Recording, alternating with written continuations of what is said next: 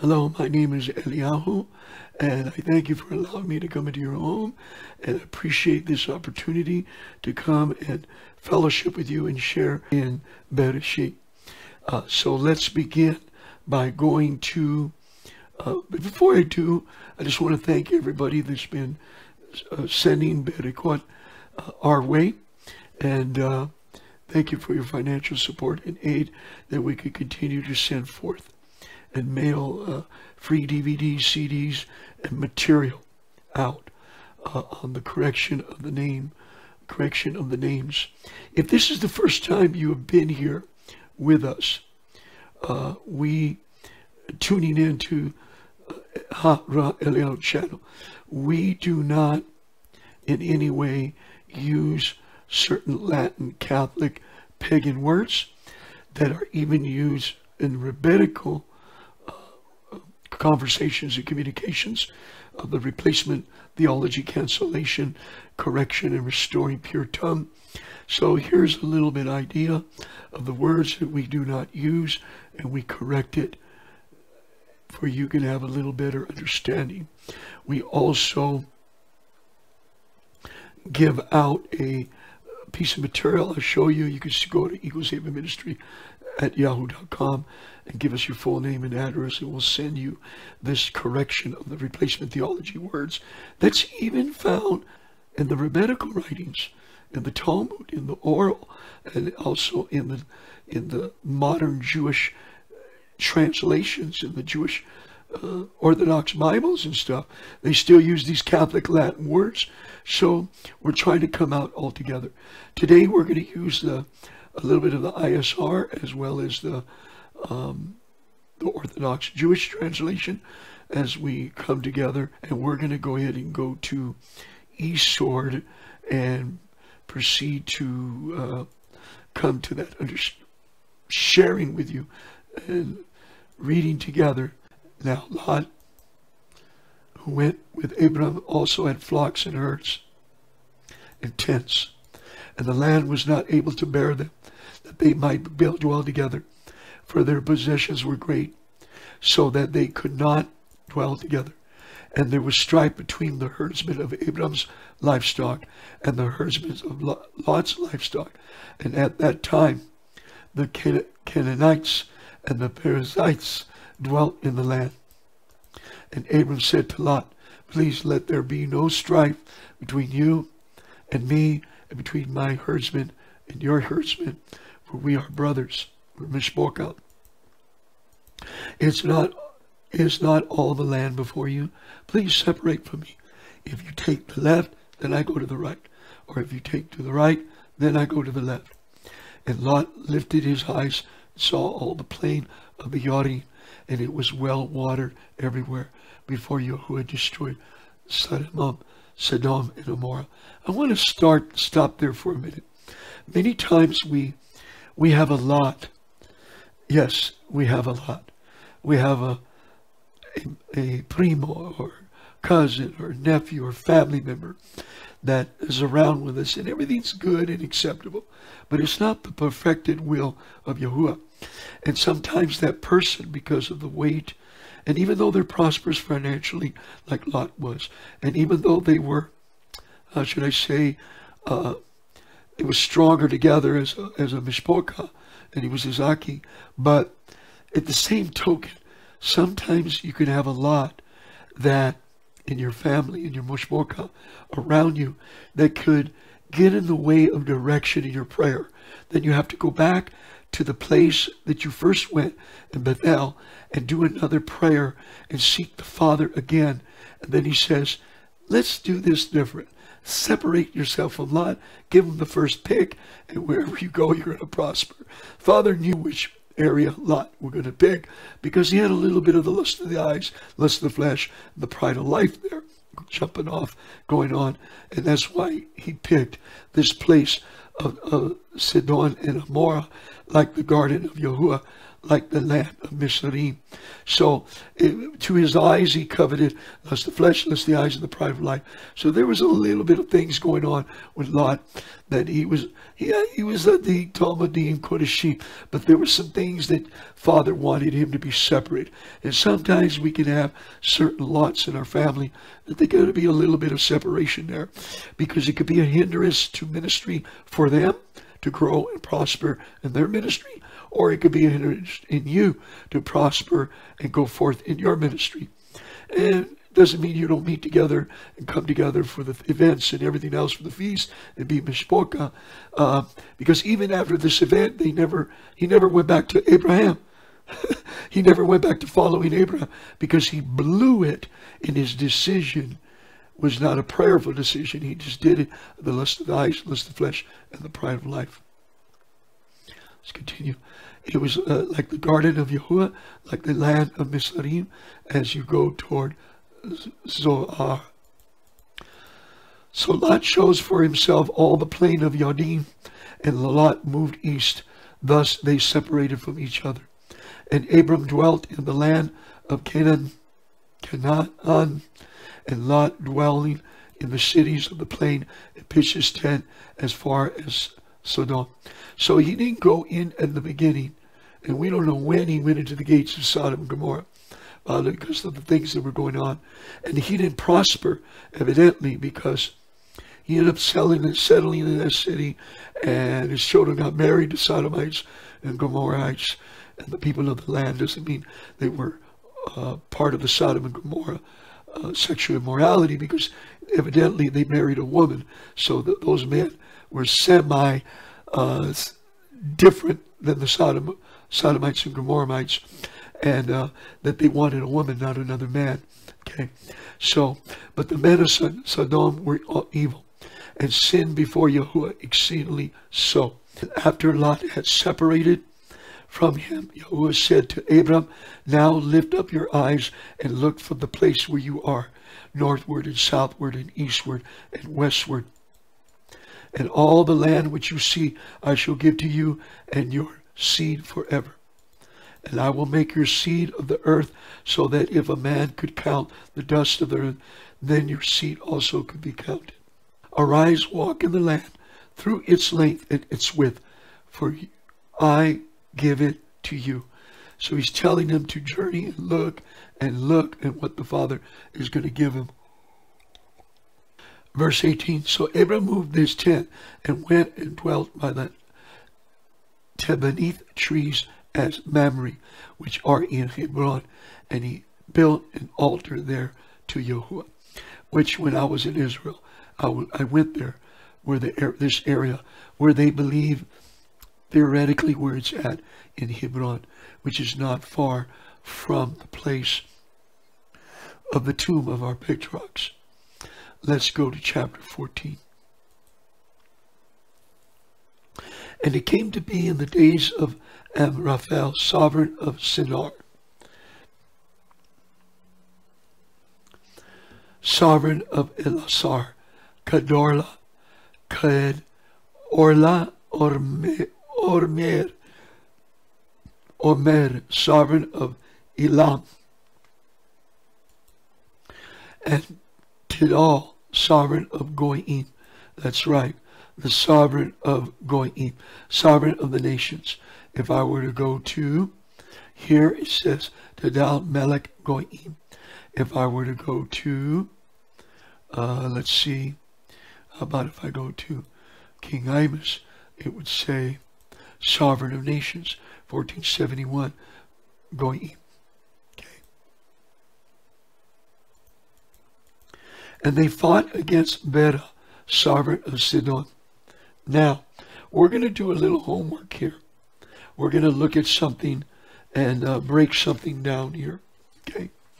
And he fought against Bera, sovereign of Sidon, Besha, sovereign of Amorah, Sinab, sovereign of Admah, Shib, Eber, sovereign of Seboim, and sovereign of Bela, that is Zorah, the little city. Now what we want to do, we're going to look at this, the Shem, the names of these sovereigns and the cities. Okay? And we're going to look at it for a reason. Because these cities were destroyed, but the Spirit is still operating today throughout the regions of different areas in San Francisco, Los Angeles, certain areas of the United States, certain areas like in Tel Aviv, in Israel areas, and this same Spirit is there operating. So we're going to look at it and break it down in the Ibrit. Now we know he's destroyed these 4 little cities, so we want to look at the breakdown of what these 4 little cities really are. Okay, that these made war with Berah, and Berah is 1298. Okay, the sovereign of Sodom. Okay, so it says here that his name is Berah, which is the reason why the city is called Sodom. He's a Sodomitish sovereign. A derivation, uncertain duration, but Berah is a Sodomite. Okay? He is a Sodomite. And he's the sovereign of the Sodomites. Now, Sodom, okay, Sodom and Gomorrah, we always look at that. Sodom and Gomorrah, the Gomorrah or Amorah. We always look at those 2 cities and don't remember and don't mention the name of the sovereigns nor their particular Shem and character name of the sovereigns, or the character and the name and the authority of the cities. Okay, so now Sodom means scorch. This is even before the Father scorched it with fire. All right, so it was even a prophetical, a Nabi'im act, a Nabi'ah act. It was called scorched and burnt. Okay, a place near the Dead Sea, Sodom. So it means burnt and scorched. And there's a lot of people burnt and scorched with the Sodomite spirit. Okay, and with Bereshith. Okay.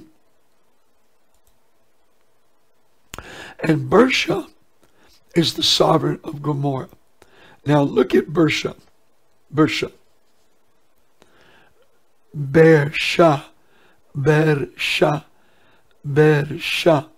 All right. It is with wickedness. Prepositional prefix with wickedness. Bereshith, king of Gomorrah. Bereshith, like Bereshith, okay? Not like Bertha. It's nothing to do with the name Bertha. This is Bereshith, all right? So the name of Sodom is burnt, scorched, which its destiny was being spoken from the time the city was created. And the sovereign, and his sovereign was a Sodomite. That's why it's called Sodom. And Bereshith, which means wickedness, the sovereign of Gomorrah. So today you do have the Sodomite spirit, burnt, scorched, and you have the spirit of Gomorrah, Amorah, okay, and wickedness. So the sovereign of Gomorrah is wickedness, and the city he ruled is Amorah, which is ruin heap. So this is the character and the name of the spirit. You got the sovereign is a Sodomite ruling over burnt, scorched city, okay, where he himself is burnt, scorched, and also Bereshith, 1306 in Hebrew, which is the word for wickedness, and he's the sovereign of Gomorrah, which means ruin heap. Ruin heap, Amorah. A ruin heap.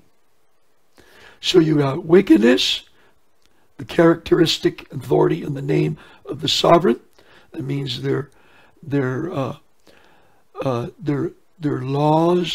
their rules are evil, wrong ruling of wickedness, and the city is called a ruin and heap. This is even before it was a ruin and heap and burnt and scorched. It was a Hanavi act. Everybody, when they were speaking it, was not only speaking it of the character, personality, the spirit of the wickedness that went on in the city, but also what was going to be done to the city when the Father sent brimstone and fire. And it would be a ruined, heaped, wicked, scorched, burnt place. Okay? And Sinab, all right?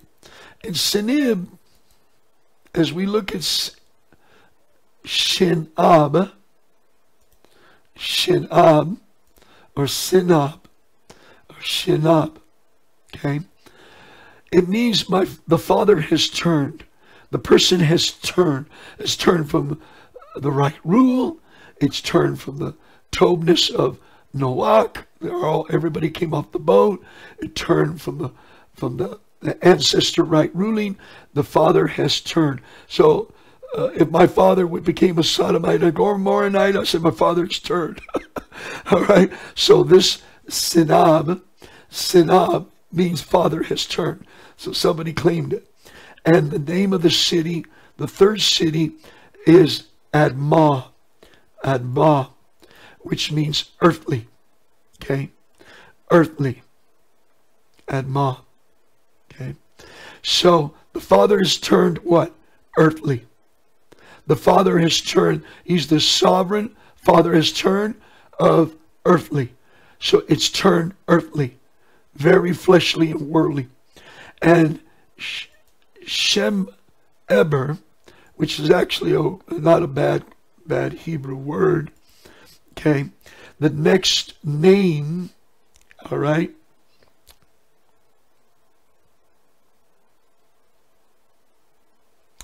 which is Shem Eber, the name Eber. Okay. So the name means name of an opinion that is illustrious. Shem Eber. So his name is Pinyin, illustrious. So there was that's his name, Shem Eber. Shem, name illustrious. Name of Pinyin, illustrious. All right. So it had a little bit of illustrious, whatever, illustrious, something that people would lust after, an illustration of lusting after, or it's the name, it's his character of his name, because it's Shem Eber. And he's the sovereign of, you ready? He's the sovereign of, and this has got several ways people spell it, okay? All right, several ways they spell it. So we know that it means a name, illustrious, sovereign of 6636 in Hebrew. Seboim, or Seboim, Hebrew number 6636, and that means gazellus, which is the root word with 6643, which means beautiful, very goodly to look at, pleasant and beautiful. All right. They say glorious here too, but I'm just going to say beautiful, pleasant, goodly to look upon, gazelle. All right. So he is the name Eber. His name is Eber, which means illustrious, sovereign of, beautiful place. Okay, a beautiful place. Now this city was destroyed too. Now these cities were more out. So it starts off, sin starts off in the outer city. Zorah was the little city further away. But if you're going into the city, you start off with a little city, which is not that bad. And then you see the beautiful, lustrous name of a city and the sovereign, and Zoboim, which is beautiful and splendor, a beautiful place, to look after. And then eventually you're going to go into the place of wickedness and earthly and the heap and the burnt, scorched place. The more you go deep into the capital of Sodom and Gomorrah, the more you start off in the place of a little city, which is kind of pleasant, and then which is not that bad. And as you get in the characteristics of the name of these sovereigns is the same spirit. And then as you move closer, you're going to end up getting closer as you're getting into the city, and you end up with this Gazellus, which is beautiful, illustrious, the name of the king, sovereign even, and then you get to earthly, becoming earthly, and Sinab, the father has turned earthly, so the people started turning earthly, and then they end up with Gomorrah, ruined heap, and then you end up as a scorched, burnt person, as a volcanic, destructed place. Okay, so the name of those cities end up this. It was almost like what we call a nebuah, a prophetical act. Okay, a prophetical act. It was prophesied, nebuah, nebuim, act. Okay, so. And the Talmudim, there was actually, it was called this, and it was spoken, and they were calling it into being. But see, that's from the inside out. But when you look from the outside in, like Lot went to, he knew Zorah, he knew the little city. That's why he wanted to go there, that it wasn't so bad, and there was a wall or a gate or something of safety, because historically, when I was looking at the archives, they did find the gate of the city. The names of these next two places is simply got some, it's a little hint of the spirit of the city too, but Zoar means little, like a little city. But the name of the guy, the sovereign of Bela. Now, Bela, it's almost like Bela rules, where you get a Biblos. Biblos, which they get the word Bible from Lebanon. The name of the principality, the female deity, that Biblos means Bela rules. Bela rules. Bela rules. All right? So it's the name of a principality. And it means destruction, devouring, which has swallowed up.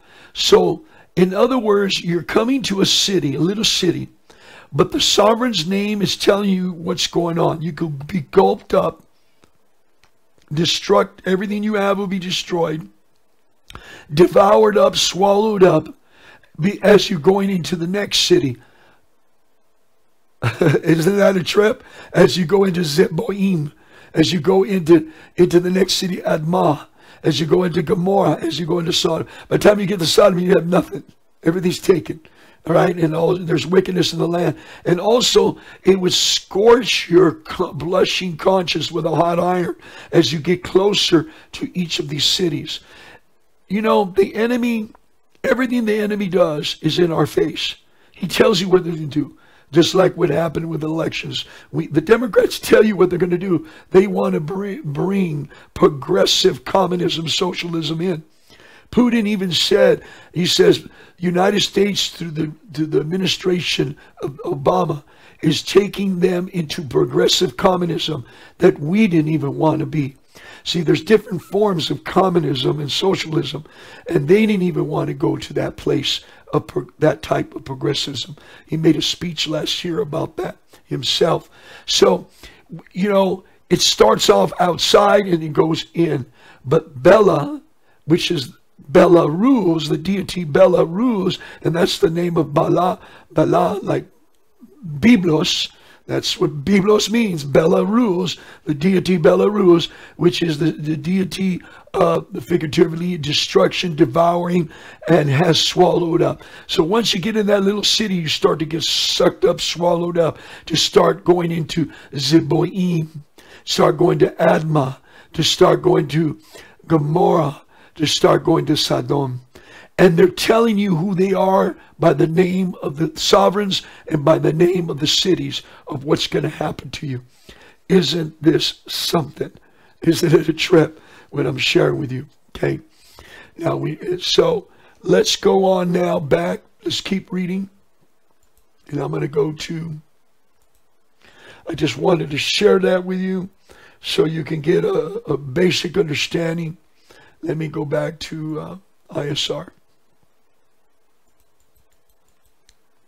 All these joined together in the valley of Sodom, that is Salt Sea. 12 years they served Kedorah, Omer. Can't pronounce this guy's name very well. And in the 13th year they rebelled. And in the 14th year,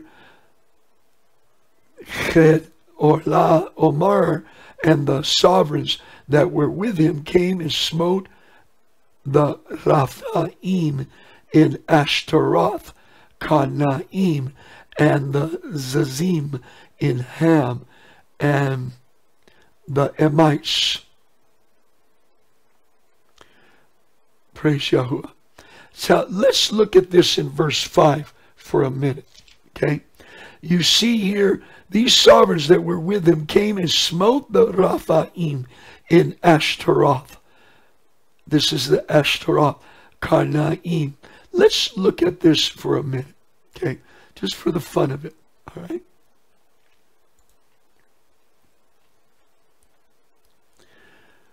They smote 7494, which is the giants, Rapha. It means giant. Rapha means one. Raphaims means many. Or Raphaim means a nation of them. 7497. Smote the giants. Ashtaroth, okay, double horn deities. This is Baphomet, a place east of Jordan. Ashtaroth, Cananim, all right. So as you can see here, I'm going to click Ashtaroth, Karnaim, okay. Ashtaroth, Karnaim has a dual meaning, double horns. Symbol of a deity. This is Baphomet. Kanaim, a place east of Jordan. Ashtaroth. And Ashtaroth also means groves. This is where they have the Bohemian groves in California and other, in Garden Grove in Orange County. There's many groves. Okay, there's cemeteries called groves too. This is where the Ashtaroth of the double horn of the Baphomet of that spirit dwells. They did kill them. They did strike them. On the 14th year, they came to Chedorlaomer and the sovereigns, and they were with him, and they smote the Raphaim, the giants, in the double horn area of Baphomet, and the Zuzims. So who are the Zuzim? It's just Zuzites. Zuzites was a tribe, Zuzims, in the area there. They called Palestine, but the word Palestine didn't even exist in the time of Bereshith. Okay, so in Ham and in Emin's terrors in Sheva. So even this name and the Emins, it says here in Ham, the region, this is the area of Ham, and the Emins, meaning terror, Emins. These were Canaanitish, Moabitish people, tribe called Emins. They were called terror. And Shaveh, this has got a double meaning, okay? So the Kerathim. So this is amazing, the characteristics of these people that they're fighting and they're destroying. But then let's go back.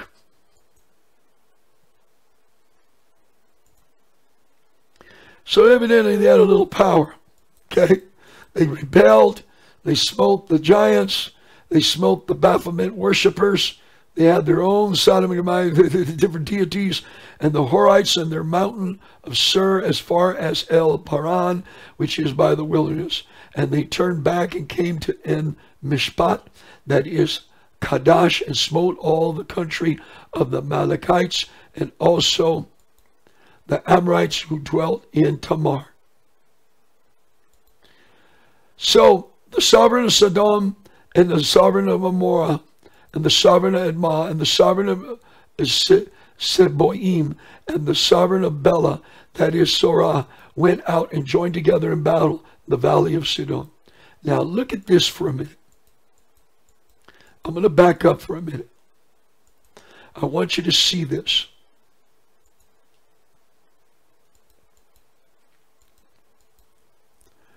Okay. He says that they turned and came to En Mishpat, which is Kadesh. It sounds, some people misspell Kodesh, and there's another form of Kadosh, and Kodesh that are clean Hebrew words. But this is Kadesh, and conquered all the country of the Amaleki, and also Imrai, that dwelt in Chazizon Tamar. Look at verse 7 again. En Mishpat, okay, fountain of judgment. Now look at, which is fountain of judgment. They came to the fountain of judgment. And this is Kadesh. Kadesh is a sanctuary, like a temple, a place in the desert, which they are sharing it with you here until you flick 6945, the root source, which means a set apart person, little boy, male prostitute, a transvestite, a male prostitute, a boy prostitute for Sodom and Gomorrahite pleasure. Sodomite, unclean. All right. This is the word of 6946, 6945. So they smote the temple of the Sodomite temple. A Sodomite temple. That's right. This is the fountain of judgment. Mishpat. Okay. A fountain of judgment. The Sodomite temple. The sanctuary. Or a temple. All right. Kadesh, of Sodomite boys, and they smote all the country of the Amalekites. Okay, descendants of Amalek, and also the Amorites. Okay, so I just wanted to share that with you. That's a trip. Yeah, one letter difference, and Kadesh is not Kadosh or Kodesh. Kadesh. It's a set apart, all right, but it's a set apart male prostitute, all right? It's not a female, it's a set apart male prostitute that is born and raised as a male prostitute in a temple of Sodomite and Gomorrahite worship, okay? And the sovereign of Sodom, and the sovereign of Gomorrah, and the sovereign of Admah, and the sovereign of Seboim, and the sovereigns of Bela, and that is Zorah, went out and joined together in battle in the valley of Siddim against Kedorla, Omar, sovereign of Elam and Kedah, sovereign of Goyim of the nations, and Amraphel, sovereign of Sinar, and Arch, sovereign of Elashar, 4 sovereigns against 5. And the valley of Siddim had many tar pits. And the sovereigns of Siddim, of Sodom and Gomorrah, fled and fell there. And the remainder fled to the mountains. So the other ones fled and got away. A lot of them got killed. But the Sodom and Gomorrah, they went in the slime of their iniquity, of their sins, the heap of their scorched, burnt sins, and fell in the tar pits. And they took all the goods of Sodom and Gomorrah and all their food and went away. You notice it doesn't say that they captured the other ones. The other guys fled, I guess, and fortified their cities. And they took Lot, Abram's brother's son, who dwelt in Sodom, and his goods and left. And one who had escaped came and informed Abram and the Hebrew, and he dwelt by the terebinth trees of Mamre, the Amorite, brother of Eshcol and brother of Adner, and they had a covenant with Abram. They had a covenant with him. So as we continue to go forth, recognize these names that I was sharing with you after Sodom and Gomorrah and these different cities and their sovereigns and the characteristics of the authority of the Spirit on them. There's these spirits in these different parts in the nations of the United States. They're in Jerusalem, Israel, excuse me. There's different places that are like that in different parts of the world, where you get to the outer little cities and they're not that bad, they're kind of pretty, but they'll drain and take everything of you. And then as you get closer, you're going to be held captive and be a part of that democratic plantation. You're going to be a part of that plantation spirit, stuck house to house, wall to wall, stuck into that 9-to-5 system. You know what I mean? The house with the picket fence dreams of deception and lies, instead of having acres of land and looking at the land around us. Okay, and some of us can't afford that, and some of us are sojourners traveling that we're not, in that till we get to Jerusalem, till we get to Israel, excuse me. And when Abraham heard that his brother was taken captive, he armed his 318 trained servants who were born in his own house and went in pursuit as far as Dan. It's kind of amazing. He mentions 318 trained servants, and there was over 300 when in the book of Yasher, of the scroll of Yasher, were joined Abraham after he came out of the fiery furnace, and Nimrod baruched him aloud. Well, those 300 men followed him when he came out of the fiery furnace, when they saw him with the mighty one of Yah in the fiery furnace. And even the name of the following guy that's going to be here, and the whole bunch of groups stuck by him and went with him, and they're supposed to be mighty men of war. They were actually in the book of Yasher, the 300 men were mighty men of war. Okay. Lot did not do that. Lot ended up in another story, which we're going to read next Shavuot, next week. He didn't have a brick covenant. He wasn't a part with this circumcised covenant. The father, he had to go back to the place of that mountain, Bethel, and pray and get redirection and tell Lot to go his way. And then he turned around and made full covenant with Abraham, for his covenant was Abraham. Now look, Lot could have searched him out and found him and and came in and rebooted up and built himself up, but he already had this unknowledgeable sin, which we're going to read much later. I thank you for tuning in, and I praise Yahuwah for this opportunity to come to your home and come and share with you. I thank you for this opportunity. It's been long, but yet we had a good time. We had some breakdowns of the familiar spirits of the name and the characters of the sovereigns, and also remember, you can go ahead online and go to Eagles Haven Ministry at yahoo.com. Send me your full name and address, and I will send you the correction of the replacement theology words that has lingered in through the Catholic cooperation with the rabbinical to use Latin Catholic word. They're using Gut, God, the deity of fame and fortune and money on the dollar bill. They're using Lord, the Baals. And they're using also Blot, bless, and Blodosin, the blood rituals, Latin Catholic, Greek, pagan words, even in the Orthodox Jewish different scriptures. So if you're not reading Hebrew among the Yehudi and they're translating their books in English, they're giving us pagan words. Okay?